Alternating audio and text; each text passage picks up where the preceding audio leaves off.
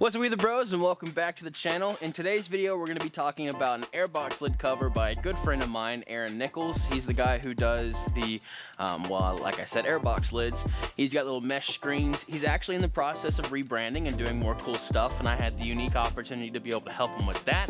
I'm not going to show you that yet because I haven't gotten permission, and if I did get permission, it's on the screen right here. Right there. But if not, then you won't see it until it comes out on social media. By the way, go check me out. Wheeler Bros Production, that's me. So go check me out. Let me know what you think. It was just a recreation, but you know, whatever. Anyway, today is actually Thanksgiving, and in the true nature of being thankful, go ahead and tell us what you're thankful for this holiday season, moving into Christmas. I'll go ahead and tell you mine. Me personally, I'm very thankful for being able to be in my house and be able to celebrate Christmas with my friends and family. And I'm excited to continue having an awesome day by going through this product and talking about it. But before we get into the video, I'm gonna pray for today's video and then we're gonna get right into the content. So let's pray. Father God, thank you for the opportunity to be able to eat and have a great day so far. I pray that you'd watch over us and keep us safe as we continue to do content for you and your glory. And I pray that you'd bless us tomorrow as we go to Carolina Adventure World to test all of the parts we've installed for you and your glory. In your holy and gracious name I pray. Amen. So just like the Restoquad video, just because we're friends does not mean I'm gonna take it easy on you. We're gonna critique the packaging, we're gonna critique the product, and we're going to give our honest opinion. I do like Aaron, and I think his product is going to be good. I've seen some of his work. In fact, we've actually got a few testimonials from people who have ridden with his product on and seen the difference. And I'm hoping to be one of those people in the next up and coming days.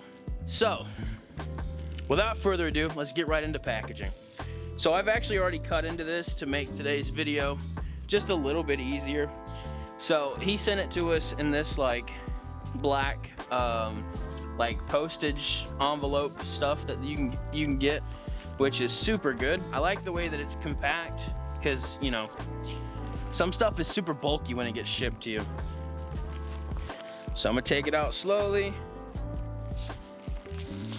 and then now that that's done, oh, don't want to lose that. This is his sticker before I got a hold of it. That's awesome. There was also two more as well. When you unpackage it, it comes out like this. There's cardboard at the top, which is to keep it safe, and then he got this little bubble wrap. It's actually pretty cool to go at the bottom. And this piece of paper should be, yeah, all right. So there is some installation stuff with the other one. There's actually two here, as you can see here. All right, so there's actually two Airbox lids here. It was separated with this piece of cardboard, which also has the bolts connected to it. Now this one here, this one is for the 450. As you can see, he's already got it manufactured, and it looks like he's 3D printed everything, like with this carbon fiber kind of thing. And then the screen is bolted to this, so you could unscrew it and clean it if you need to clean it. And it's just like the screen that I got from Ian at Square One Speed. But this one is a little bit more heavy duty, and it takes place of the lid, whereas that one was just a clip-on. Not to say anything bad about what he sent me, because that was a gift, obviously, but you can see the difference in the craftsmanship of what happened then versus what Aaron's doing now, if that makes any sense. And then this one here, this is our other Airbox lid that was sent to us as well. I'm not going to tell you what machine it goes on, even though there may be some hints in the background somewhere of what it may go on if you know your frames. But we'll talk about that in a future video.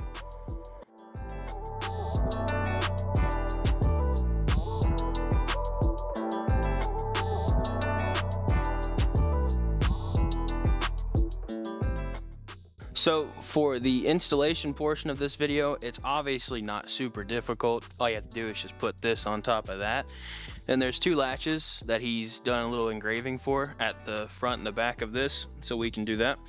So I'm just gonna put it on it, because I mean, other than the plastics, being weird because I need to rebend them back to shape. They've been off the quad for almost a few months now. That's about it. All right, so now it's in, and you know, just to be completely honest, it did take a little bit of encouragement for it to go on both sides, but it was easier once we got the back in and then we latched in the front. So yeah, that's what it looks like on. Will it make a difference? I don't know. We'll be testing that out tomorrow. I guess we could try and start it. Our biggest issue with starting is it gets too much air. So adding this to it or minimizing the funnel that the air is coming in may make a difference. So let me throw the seat back on. We'll open up this door and I'll try and start it. We'll see if it makes a difference.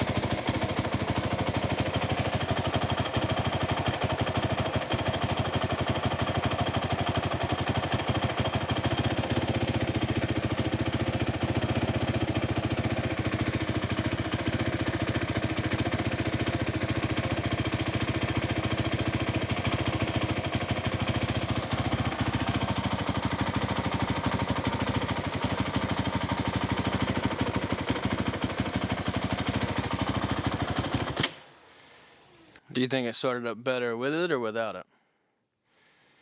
It was a struggle, the same, wasn't it? It's the same. Yeah. Okay. But it ain't gonna make no difference. It's there to protect. Yeah, so startup, it really didn't change anything, and I guess if we take it back to Kyle to tune it again, I would say the same thing. yeah, he may say the same thing. Sounds to me like it just needs to happen. Just a tad idle. Just a smidge more idle.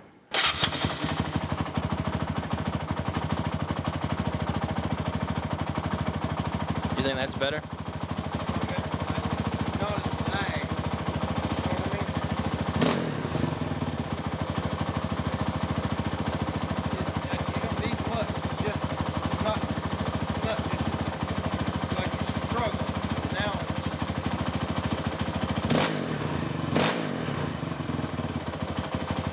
I hear it.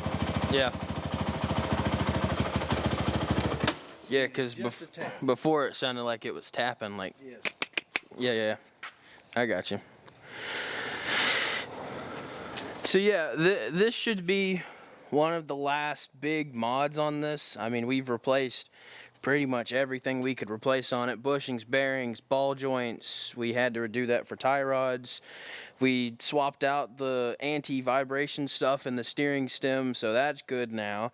Probably could use the one up here, but we'll worry about that. Front and rear bumper, XFR Nerf bars. We added new plastics. We put the Sisk back on, the flex from the Raptor. I mean, we've done the whole enchilada on this sapsucker. The only last thing I need is a better clutch cable and a better clutch lever, and I've already got stuff in mind for that. And that's it.